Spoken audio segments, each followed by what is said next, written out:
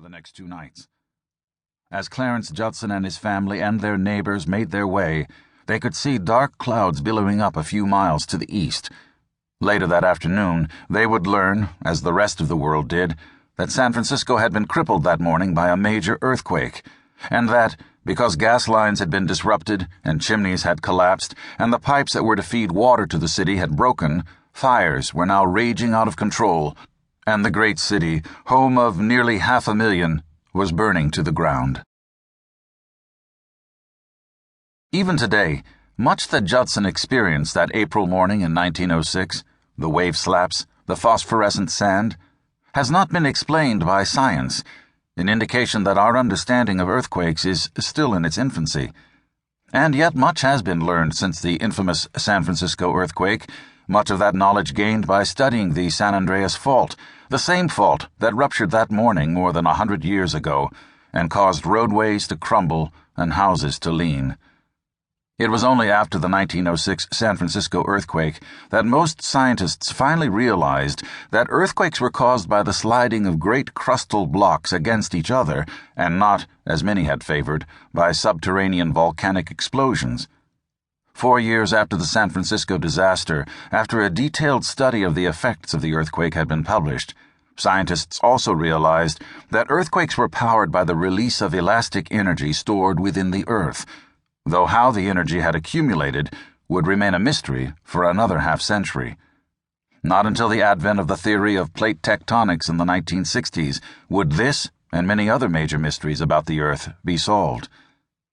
Plate tectonics, the idea that the Earth's outer shell consists of a dozen or so mobile plates that collide or spread apart or slide horizontally past each other, would explain why earthquakes are so prevalent in California. In short, the tectonic plate that includes most of the continent of North America is moving, ever so slowly though constantly, westward, while the one that comprises most of the Pacific Basin is moving, also at an excruciatingly slow pace, to the northwest. This difference in direction has caused a great fracture to form, the San Andreas Fault. It was movement along a segment of this fault that caused the 1906 earthquake.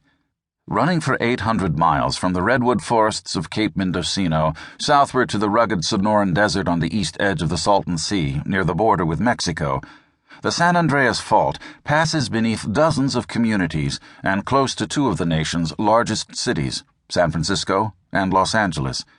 It lies under major highways, pipelines, and crucial aqueducts. Scores of housing developments have been platted directly over it. The fault is most readily apparent as an unusual alignment of river systems and valleys. In Northern California, the Gualala and Garcia rivers lie along it.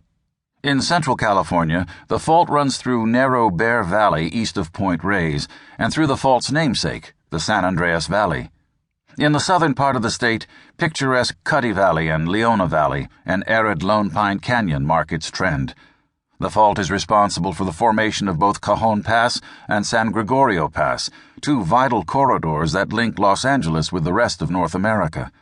It is responsible for several desert oases, and its trace can be seen, with a trained eye, from Palm Springs. The words San Andreas are so well known that they have become synonymous with the stereotypical fast lifestyle that is California, and with seismic destruction, though many perceptions about the fault are in error. Technically, the San Andreas Fault is not the plate boundary between the North American and Pacific plates. Instead, it is a major component of that boundary. The plate boundary actually reaches across a vast region that stretches from the Pacific coast to Colorado, New Mexico, and West Texas.